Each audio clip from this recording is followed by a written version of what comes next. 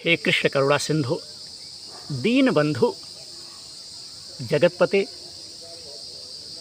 गोपेश गोपीकांत राधाकांत नमोस्तुते।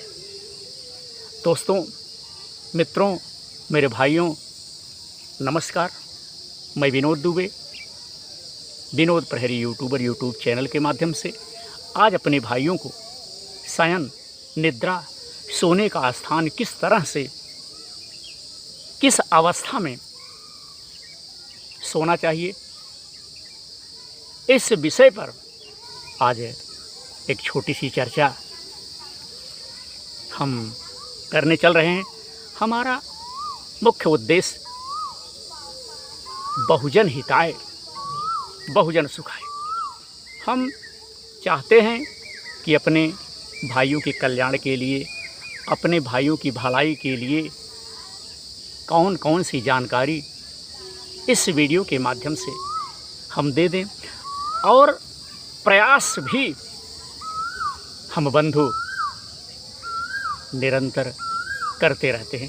तो आइए हम आज शयन के विषय में अपने बंधुओं को कुछ जानकारी देना चाह रहा हूं। आशा है हमारा विचार हमारे देशवासियों के काम आएगा। तो मित्रों, सूने तथा निर्जन घर में अकेला नहीं सोना चाहिए। देव मंदिर, शमशान में भी बंधु कभी भी अकेला नहीं सोना चाहिए। किसी सोए हुए जो व्यक्ति, जो प्राणी, किसी सोए हुए प्राणी को एकाएक अचानक कभी भी नहीं जगाना चाहिए। विद्यार्थी, नौकर, द्वारपाल, ये अगर अधिक समय से सोए हुए हैं तो इन्हें जगा देना चाहिए, इन्हें उठा देना चाहिए। स्वस्थ मनुष्य को आयु की रक्षा के लिए, उम्र की रक्षा के लिए ब्रह्म मुहूर्त में उठना चाहिए। बिल्कुल अंधेरे कमरे में भी नहीं सोना चाहिए। साथ ही साथ मित्रों, भीगे पैर नहीं सोना चाहिए। सूखे पैर सोने से लक्ष्मी, धन की प्राप्ति होती है, बढ़ोतरी होती है। टूटी खाट, खटिया, पलंग, चारपाई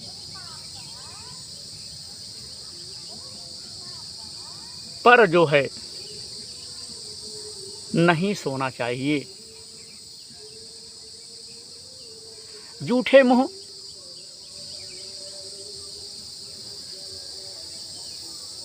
खाना खा करके भी विश्राम नहीं करना चाहिए। नग्न होकर, कभी कभार क्या होता है, कुछ लोग निवस्त्र होकर के विश्राम करते हैं, तो नग्न होकर यानी निवस्त्र रात्रि में कभी भी नहीं सोना चाहिए। इस बात का हमारे भाई लोग विशेष ध्यान रखें। पूर्व की ओर सिर करके सोने से विद्या, पश्चिम की ओर सिर करके सोने से प्रबल चिंता, साथ ही साथ उत्तर की ओर सिर करके सोने से हानि व मृत्यु, तथा दक्षिण की ओर सिर करके सोने से धन आयु की प्राप्ति मित्रों होती है। साथ ही साथ अपने बंधुओं को और जानकारी मैं शयन से संबंधित देना चाहता हूं कि दिन में कभी नहीं सोना चाहिए। आपने देखा होगा कि बहुत से लोग सारा दिन पड़े रहते हैं, तो दिन में कभी भी नहीं सोना चाहिए। परंतु फिर भी ज्येष्ठ मास में दोपहर के समय एक मुहूर्त अर्थात 48 मिनट के लिए सोया जा सकता है भैया। दिन में सोने से शरीर में तरह तरह के रोग घेरते हैं तथा आयु का क्षरण होता है। दिन में तथा सूर्यास्त एवं सूर्यास्त के समय सोने से रोगी और दरिद्रता हो जाती है। सूर्यास्त के एक पहर लगभग 3 घंटे के बाद ही बंधु सोना चाहिए। सूर्यास्त के एक प्रहर लगभग 3 घंटे के बाद विश्राम करना चाहिए। बाईं करवट सोना स्वास्थ्य के लिए भैया हितकर है। दक्षिण दिशा में पांव करके कभी नहीं सोना चाहिए, दक्षिण की तरफ। यम और दुष्ट देवों का निवास दक्षिण की तरफ बंधु रहता है, इस बात का विशेष ध्यान रखें। कान में दुष्ट देवता जो प्रवृत्त किए रहते हैं, कान में हवा भरते हैं, मस्तिष्क में रक्त का संचार भैया कम हो जाता है। स्मृति, भ्रम, मौत व असंख्य बीमारियां जिसकी कोई गिनती नहीं है मनुष्य के शरीर में अपना घर बना लेती हैं, अपना निवास स्थान कर लेती हैं। साथ ही साथ हृदय पर हाथ रखकर छत की पाट पर, बीम के नीचे और उसके अगल बगल भी मित्रों नहीं सोना चाहिए। साथ ही साथ सैया, खाट, चारपाई या कहिए खटिया, या कुछ लोग पलंग कहते हैं, यानी चारपाई पर बैठ करके भोजन प्रसाद, जो साधु संत लोग भोजन को प्रसाद बोलते हैं, सैया, चारपाई, खटिया, पलक पर बैठ करके भोजन प्रसाद नहीं ग्रहण करना चाहिए। और यह तो बहुत ही असगुण है। आजकल अपने यहाँ आपने देखा होगा कि बहुत से लोग चारपाई पर, खटिया पर जिसे हम लोग कहते हैं, उस पर भोजन ग्रहण कर लेते हैं, उस पर भोजन चालू कर देते, शुरू कर देते हैं। इस बात को मित्रों आज ही आप लोग विशेष ध्यान दें। चारपाई पर कभी भी भूल करके भोजन ना करें। साथ ही साथ सोते समय पढ़ना नहीं चाहिए।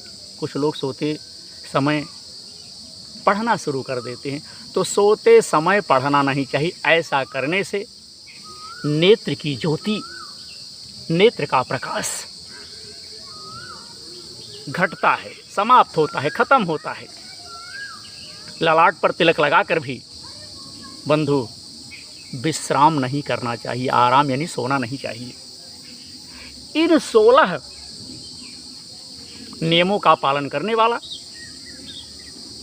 जो व्यक्ति रहेगा, जो इसका पालन करेगा बंधु, वह यशस्वी रहेगा, निरोगी रहेगा और लंबी आयु वाला व्यक्ति होगा। वह निरोगी रहेगा, साथ ही साथ उसकी उम्र जो है लंबी रहेगी। तो हमारे कहने का मतलब है कि हमारे ग्रंथों में, हमारे काव्यों में मनुष्य किस प्रकार से, किस तरह से खुशहाल रहे, मनुष्य के अंदर किस प्रकार से सुख शांति रहे, सारी चीज़ें दर्शाई गई, बताई गई हैं, लिखी गई हैं। अब उसे अपने जीवन में धारण करना ना करना हमारे देशवासियों का काम है। तो आज के इस वीडियो में हमने साइंस से संबंधित, सोने से संबंधित छोटी सी जानकारी जो है अपने देशवासियों को हमने बताई है। आशा है हमारे बंधु लोग हमारे इस विचार को अपने जीवन में धारण करके आरोग्य, सुख, समृद्धि निश्चित तौर पे प्राप्त करेंगे। आप सब आरोग्य रहें, इसी उम्मीद के साथ आज का वीडियो विनोद दुबे, विनोद प्रहरी यूट्यूबर यूट्यूब चैनल के माध्यम से यहीं पर हम संपन्न करते हैं। अगर हमारा विचार, हमारा कार्य हमारे देशवासियों को अच्छा लगे तो विनोद दुबे या विनोद प्रहरी यूट्यूबर यूट्यूब चैनल को अपना आशीर्वाद प्रदान करने की कृपा करें। जय शिव शंकर भोलेनाथ।